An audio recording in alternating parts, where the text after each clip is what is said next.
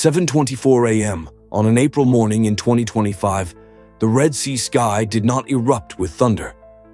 It tore open with silence and steel.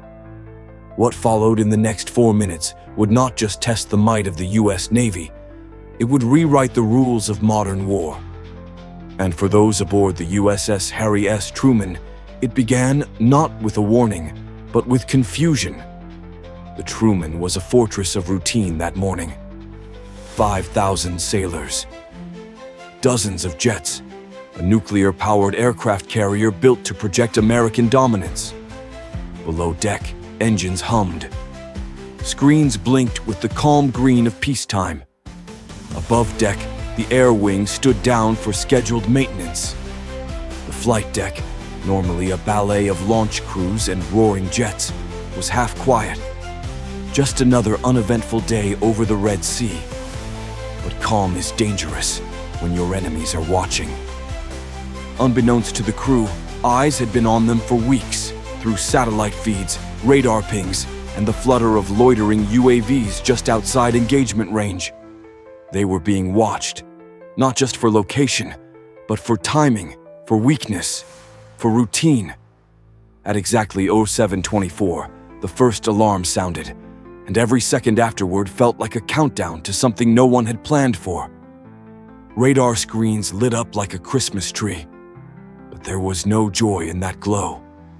11 inbound contacts from different angles, different speeds, different altitudes, 6 cruise missiles, 2 ballistic arcs from high above, 3 drones, small, low-flying, skimming seafoam like shadows. They weren't random, they were timed. They were coordinated. The USS Truman wasn't the only target. At least 3 other ships in the carrier group were under threat. A destroyer, a cruiser, and the fleet's vital resupply ship. This wasn't a message. It wasn't a warning shot. It was a coordinated first strike. No one knew what might be coming next. The command center aboard the Truman snapped into a different mode. Battle stations sounded across the ship. Steel doors sealed. Sailors locked into positions with eyes that no longer blinked. Data surged through the Aegis combat system. Inputs from radar, sonar, satellite, all fusing into one picture of chaos. The USS Gravely, a nearby Arleigh Burke-class destroyer, fired first. A Standard Missile-2 arced skyward toward a ballistic missile diving at Mach 5. Moments later, a Sea Sparrow missile launched from the USS Antietam. Its target, a Quds 4 cruise missile hugging the waterline just 60 feet above the surface. Intercept successful. But that was just 2 down, 9 left. Below deck, the weapons crew manned the CIWS close-in weapons system.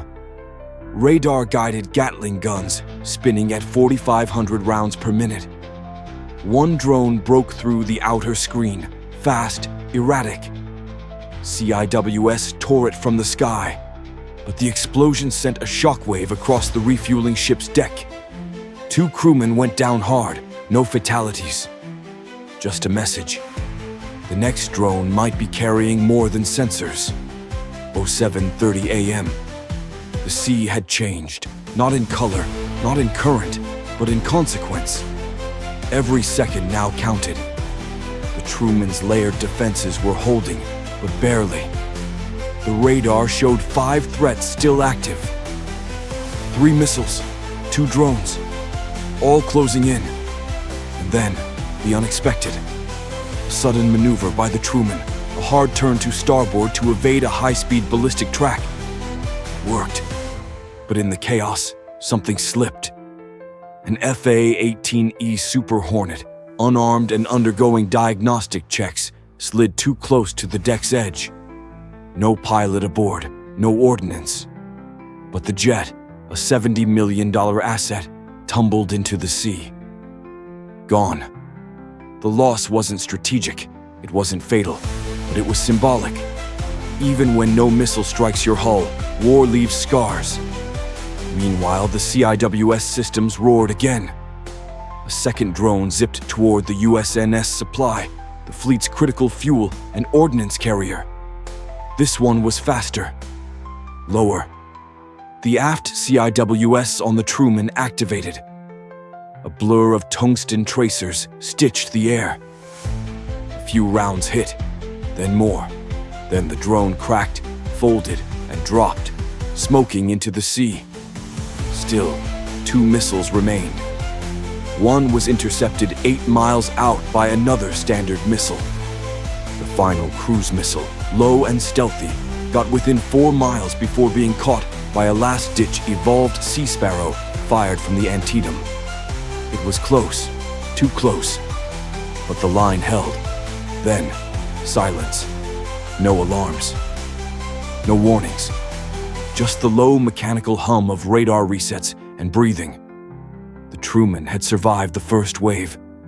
But for every sailor standing on that deck, the question wasn't what just happened. It was, what comes next? 08:09 a.m. A calm voice cut through the carrier's intercom. Measured. Cold. Absolute. Initiate package Echo. Strike authorization confirmed. No hesitation. No press briefing. This was the reply, and it wouldn't be diplomatic. Below deck, the Truman shifted from defense to retribution. Ordnance crews moved with trained aggression.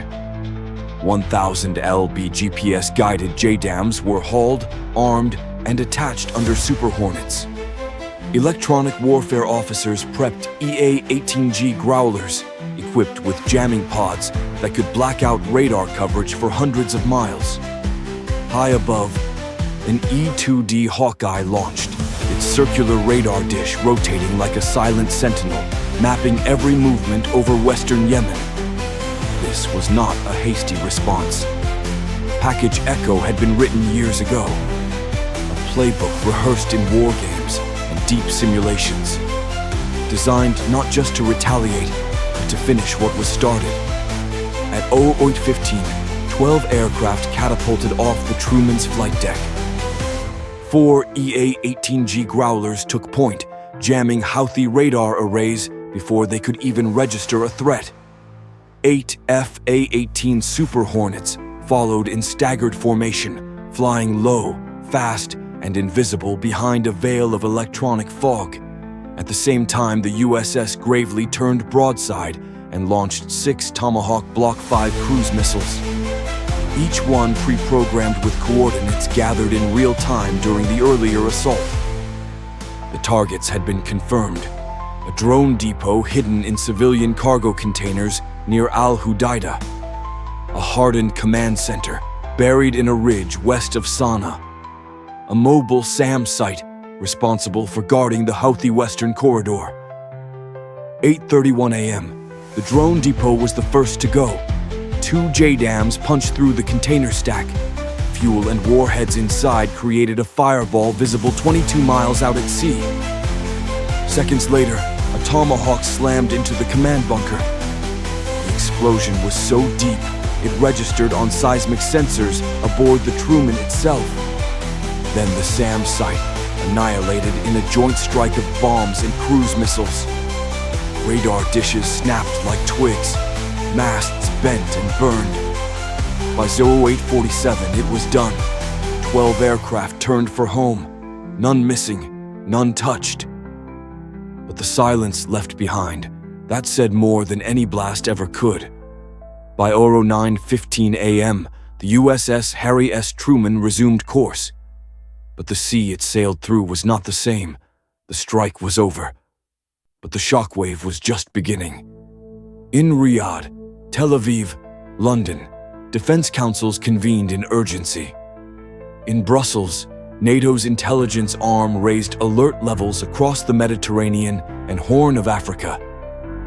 And in the halls of the Pentagon, a quiet policy shift, one long whispered, became real. The United States would no longer wait to be struck. From this moment forward, imminent threat meant immediate response.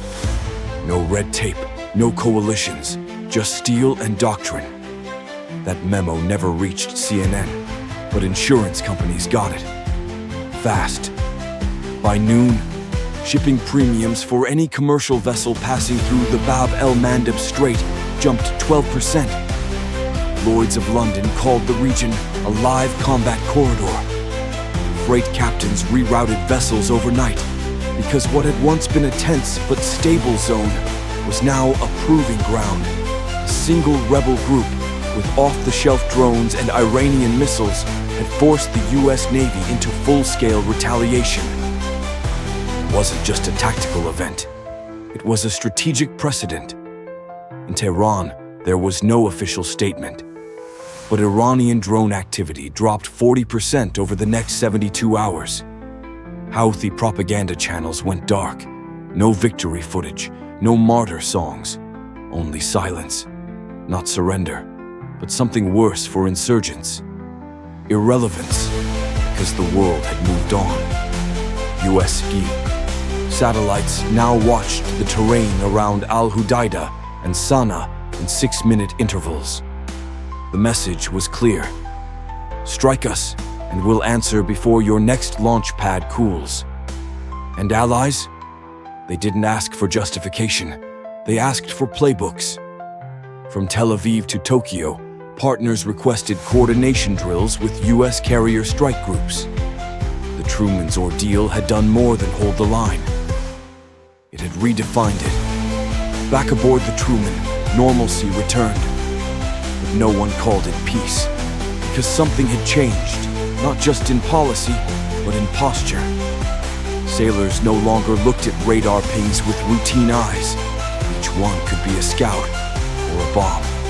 Every silence, a possible signal. Rules of engagement weren't guidelines anymore. They were instinct. What shook the crew that day wasn't just the missiles. It was the certainty in which they were launched. No demands, no preamble, no politics, just attack. And that's the world we now live in.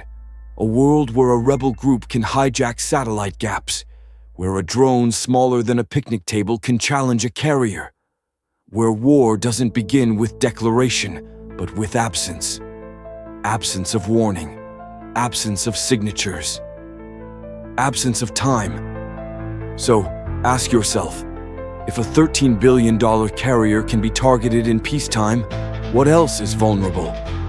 If America is forced to fire back before understanding what just hit it, what happens to everyone else? Because what played out in the Red Sea wasn't just a battle. It was a glimpse of a new doctrine. One where readiness matters more than firepower.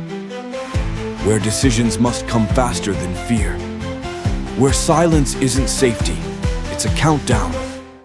And if this story made you pause, even for a second, then remember this. Defense doesn't begin at the moment of attack. It begins with awareness, with conviction, with the courage to act before damage is done. Because in this new age, the ones who wait are already too late. If you believe that story needs to be told, like, share, and subscribe. Your voice helps keep ours on the air. We'll see you on the next front line.